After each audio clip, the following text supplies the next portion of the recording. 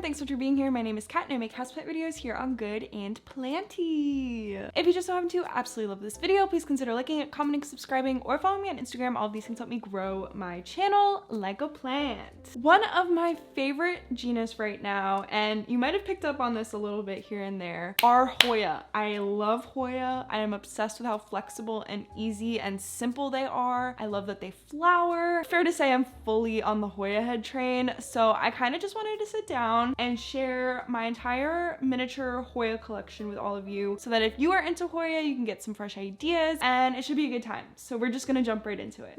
Ooh, okay.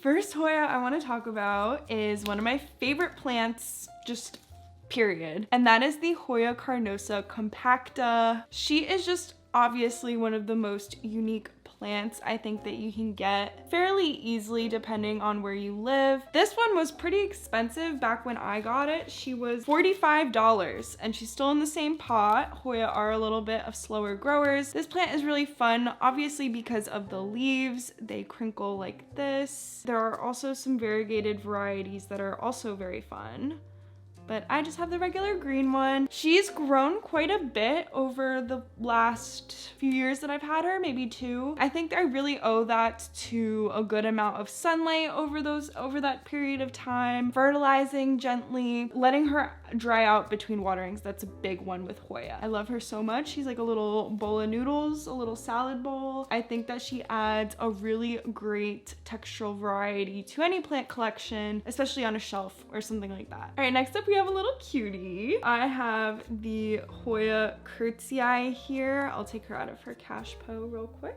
She took a heavy spill during the move, so she definitely needs a bit of backfill, but other than that, she's been pretty happy. She's gone through a lot of different light environments, so she's losing a little bit of that variegation. It usually comes out to be a bit stronger the older the leaf gets and the darker it gets, then the variegation can pop out a little bit more. I think I need to repot her.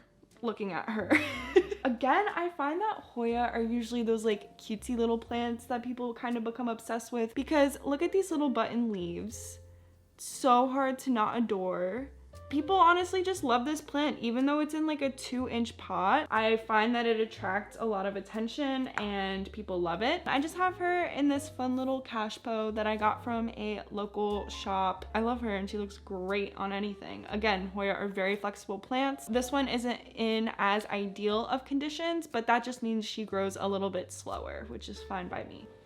Okay, now we are on to one of my personal OG Hoya. This is one of my oldest Hoya in my collection, and that is the Hoya Pubescens. Look at her go. She is a gorgeous, gorgeous plant for a gorgeous, gorgeous girl. All of my Hoya pretty much are in their original cash pose that I got from wherever I purchased them from. This one I got from Il Exotics here in Philly, if you are familiar with the area. They also have an online shop. I don't remember how much this one was. There's no price on this. I don't know, it wasn't that bad. And it's grown a lot since I first got her. Hoya Pubescens are definitely known for this leaf shape and this type of variegation. You can see that on my particular plant, the variegation has a pinkish hue, and that is due to pretty strong, severe, overdone sun exposure. You can also see that come in the back of the plant. This is the side that was near a south-facing window, so we definitely have some burning here. We even have burnt spots over here. If you're curious what a Hoya looks like if it gets too much sun, it is something like this. I haven't had a significant amount of leaf loss. It's just kind of altering what the leaves look like. And then this is the side that was facing the room, so it's a little bit less damaged and overexposed. Hoya Pubescens also put out these really sweet little tendrils. They like to climb up things. Eventually they will shoot out leaves, just like this one kind of filled out. I had a peduncle on this plant, which was very exciting. That's where the flowers come out of on Hoya. But during the move, the peduncle dried up and it was really soul crushing. Unfortunately, I did not get to have this plant flower yet, but hopefully it did it once, it can do it again. So we'll see. I might give her some fresh soil sometime soon. I have her in like medium to low light just to kind of recalibrate from this severe overexposure that I did before, which Hoya can kind of handle, which is why I did it. But yeah, she's in a little bit of lower light now and she's still kicking it, so doing great. Let's talk about this one. My Hoya Australis, and she has very similar energy to the Hoya Pubescens, but she has obviously no variegation and a little bit of a different leaf shape. We still get these fun little tendrils. We have very compact bushy growth, and you can see here that she also gets like this strong, this one's a little bit more purpley burgundy, but this is what happens when they are overexposed to sunlight. They kind of get a little bit of a deeper color. I'm just checking for some peduncles because I've been really surprised in the last few videos at these random peduncles I'm getting, but I don't see any here, unfortunately. I also kind of like that it's a little bit of a ripoff from the Obovata, which is on my wish list, which I couldn't get. However, with the Australis, I feel like I fulfill that desire a little bit in me. One of you guys actually sent me this plant, so that's really sweet, and she's been doing really well in this 4-inch pot. She's actually outgrowing it a little bit. And that's the deal with the Hoya Australis. Okay, next plant is another one I was blessed with by one of you, and that here is my Hoya Australis. So this is Hoya, do you hear me? This is my Hoya Sunrise, not a Hoya Australis, but you can see that I have a few little cuttings here, just potted in some damp sphagnum for now in a nursery pot, and she's doing really, really well. I have a bit, ooh, okay.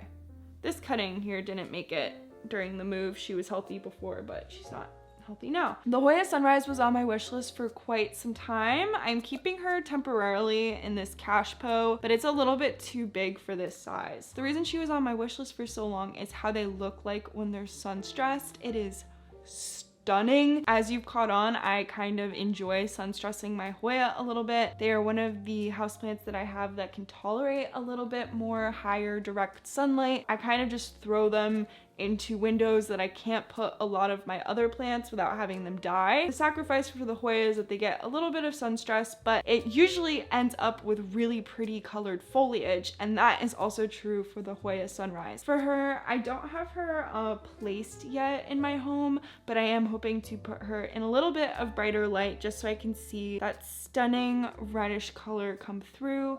You can see a little bit of it right here on like this leaf. You can see some of that. And again, the venation on this plant is really gorgeous, and as it matures, it only kind of settles into its beauty a little bit more. Ew. Let's talk about Hoya Jennifer, which is such a funny name. It cracks me up every time.